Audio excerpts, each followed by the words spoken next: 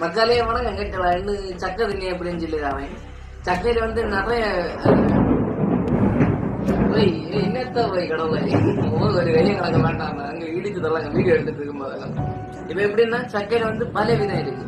கூழஞ்சக்கை, பருக்க சக்கை, கரை சக்கை, செம்பருத்தி சக்கை, முண்டன் சக்கை, ரவந்த சக்கை, கண்டன பிள்ளையால இருந்து கலாணி சக்கை. இன்னும் நான் இப்ப திண்ணிய சக்கையில வந்து நம்ம சக்கை திண்ணைக்கு நிறைய ரூல்ஸ் அண்ட் ரெகுலேஷன்ஸ் இருக்கு.